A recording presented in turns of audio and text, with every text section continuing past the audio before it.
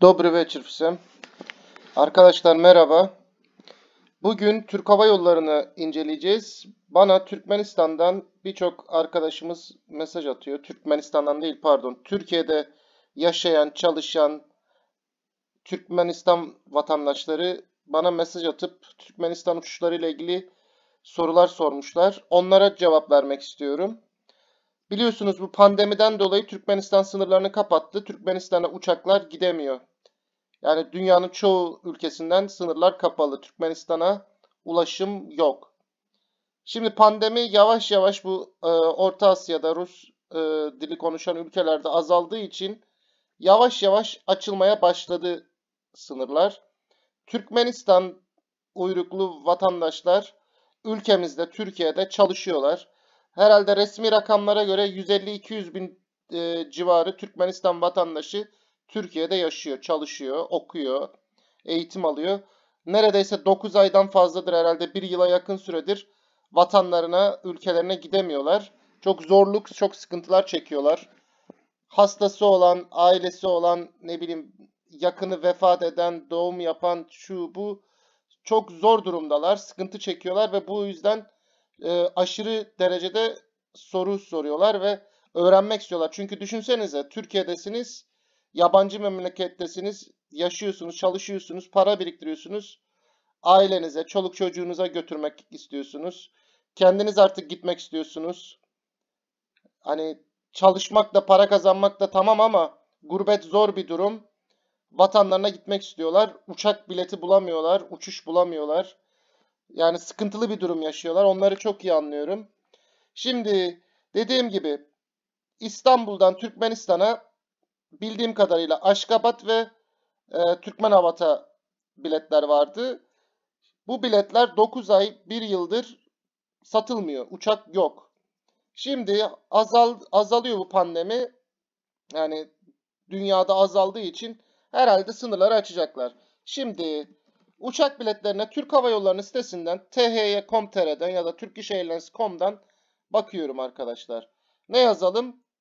Türkmenistan yazalım. Evet. Bakalım. Aynen. Aşgabat Uluslararası Havalimanı.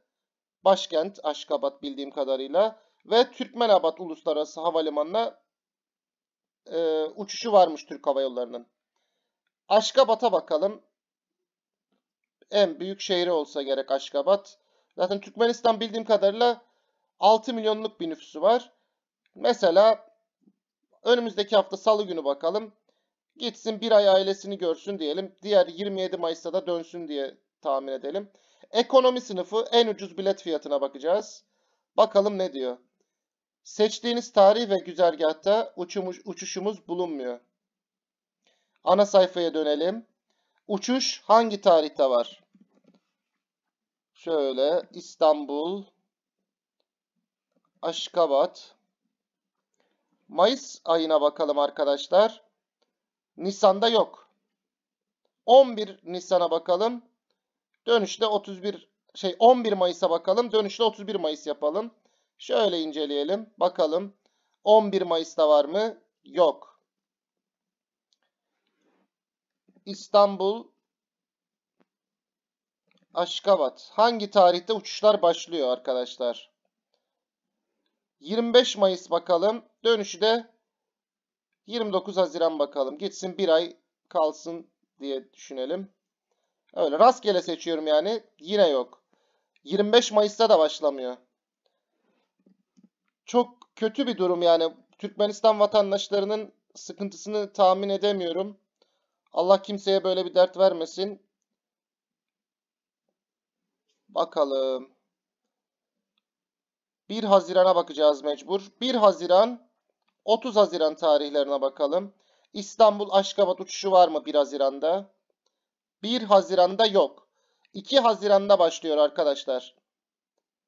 Gidiş tarihi İstanbul'dan Aşgabat'a ilk uçak bileti 2 Haziran tarihinde var.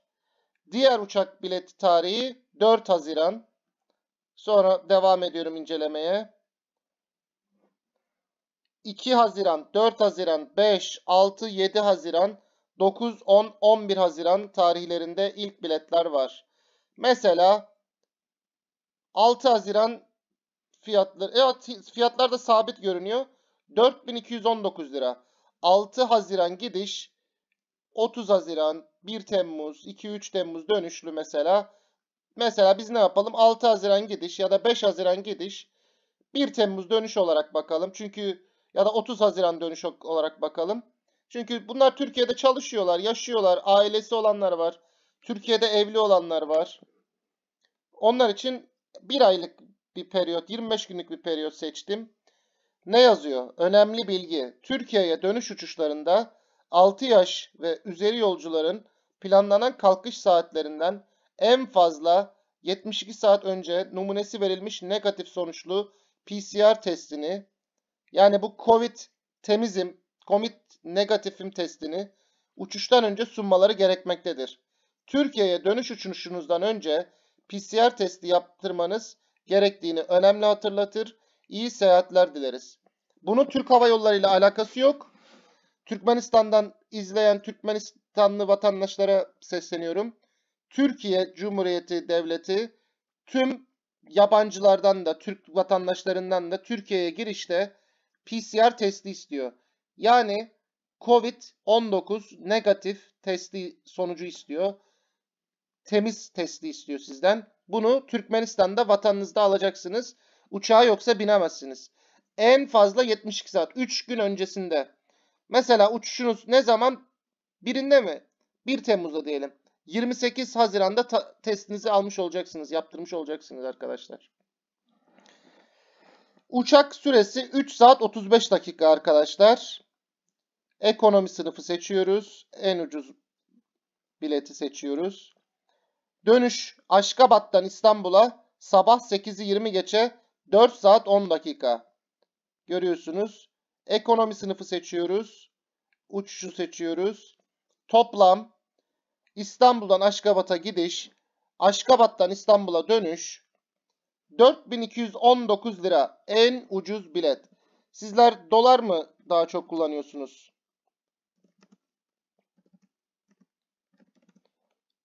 $514 arkadaşlar. Türk parası 4219 lira. Dolar olarak 514 dolar.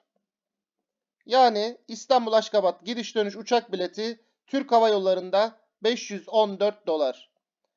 Türkmenistan vatandaşları ayrıntılı bilgi istemişti. Onlar için bu videoyu çekiyorum. Umarım rahatlarlar. Umarım bu sıkıntıdan kurtulurlar. Gördüğünüz gibi 2 Haziran'da uçuşlar başlıyor. Ben 5 Haziran'ı seçmiştim.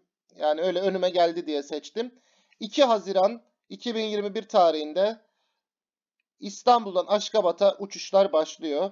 İnşallah kazasız belasız hayırla gidersiniz.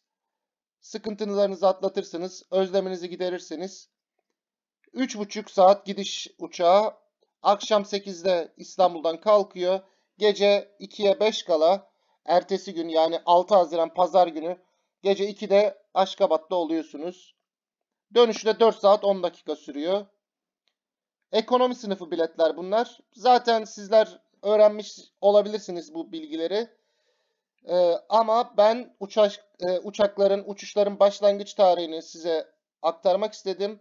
2 Haziran Cumartesi Türk Hava Yolları'ndan bilet alabilirsiniz. Bilet fiyatı 4219 lira, 514 dolar. Tüm Türkmenistan vatandaşlarına selamlar yolluyorum. Yolunuz açık olsun. İşiniz hayır olsun. Umarım videoyu beğenirseniz, yorumlarda yazarsanız bir like'ınızı alırım. Abone olmayı unutmayın. Sizleri seviyorum. Hepinize iyi akşamlar diliyorum. Das vidanya.